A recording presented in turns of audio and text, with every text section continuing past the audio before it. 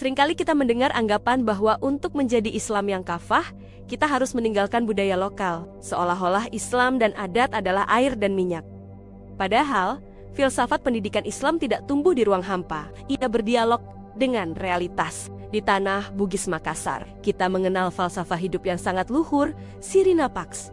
Assalamualaikum rekan-rekan mahasiswa pasca sarjana. Hari ini, kita akan menyelami etnopedagogik. Kita akan membuktikan kaidah fikih aladah, muhakamah, bahwa adat bisa menjadi hukum selama tidak bertentangan dengan syariat. Bagaimana nilai lokal ini bisa menjadi solusi bagi krisis karakter di sekolah modern? Mari kita bedah.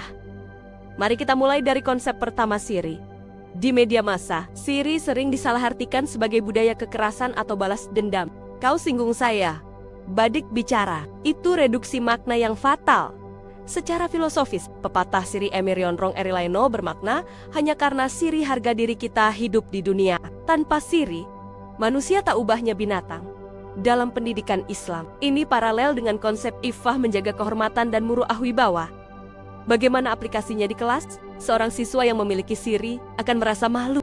Malu jika menyontek, malu jika terlambat, malu jika prestasinya di bawah standar, dan malu jika melanggar agama. Tugas Anda sebagai pendidik adalah membangkitkan internal motivation berbasis harga diri ini. Katakan pada siswa malas, di mana sirimu? Orang tuamu banting tulang, tapi kamu main-main. Sentuhan ini jauh lebih tajam daripada sekadar ancaman nilai jelek. Konsep kedua adalah PAX atau PESI. PAX adalah rasa pedih yang menyayat hati ketika melihat saudara kita menderita. Filosofinya, mati satu, mati semua. Luka satu, luka semua. Bukankah ini sangat islami? Rasulullah bersabda, perumpamaan mukmin itu bagaikan satu tubuh. Jika satu sakit, seluruh tubuh demam. Di era Gen Z yang cenderung individualis, nilai PAX adalah obat. PAX adalah basis pendidikan anti-bullying. Jika seorang anak memiliki PAX, mustahil dia membuli temannya, karena dia akan ikut merasakan sakitnya. Guru harus menanamkan jiwa korsa ini untuk tahun tolong-menolong dalam kebaikan, bukan solidaritas sempit untuk tawuran. Ajarkan mereka, PAX-kah tegakkah kalian makan enak di kantin, sementara teman sekelas kalian puasa karena tidak punya uang saku? Selanjutnya, bagaimana interaksi ideal di sekolah? Budaya Bugis menawarkan trilogi 3S. Pertama, sipakatau saling memanusiakan. Guru tidak boleh membedakan murid kaya atau miskin. Ini adalah prinsip al-musawa egalitarian. Kedua, sipakalebi saling memuliakan. Fokuslah pada kelebihan siswa, bukan kekurangannya. Puji prestasinya sekecil apapun. Ini adalah implementasi husnuzan dan satrul aib menutup aib. Budaya saling menjatuhkan harus diganti dengan budaya saling mengangkat. Ketiga, sipakaingnya saling mengingatkan. Manusia, tempatnya lupa. Siswa boleh mengingatkan guru. Guru mengingatkan siswa, tapi dengan adab. Ini adalah wujud amar ma'ruf nahi munkar dan wa tawasyau bil haq. Sekolah harus menjadi organisasi pembelajar yang demokratis, bukan feodal. Mari kita lihat contoh konkretnya. Bayangkan ada tawuran antar pelajar. Hukuman fisik seringkali tidak mempan. Seorang kepala sekolah yang paham budaya akan menggunakan pendekatan. Tudang si pulung duduk bersama. Ia kumpulkan pentolannya, diajak makan bersama, lalu disentuh sirinya. Apakah kalian merasa jagoan Bangkarana?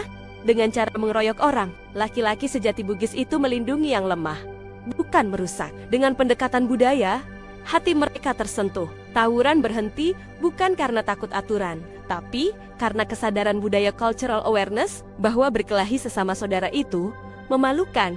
Atau D, Gagas Sirina tidak punya malu. Mari kita rangkum materi etnopedagogik ini. Pertama, dasar hukum. Adat yang baik adalah sumber hukum pendidikan aladah muhakamah. Kedua, nilai inti, padukan siri dignity dan PAX solidarity untuk membentuk karakter yang kuat tapi lembut hati. Ketiga, metode, terapkan sipakatau, sipakalebi, dan sipakainge untuk menciptakan iklim sekolah yang humanis dan islami. Pendidikan Islam menjadi nyawanya dan budaya lokal menjadi raganya. Sebagai penutup, saya ingin mengajak Anda kritis melihat realitas.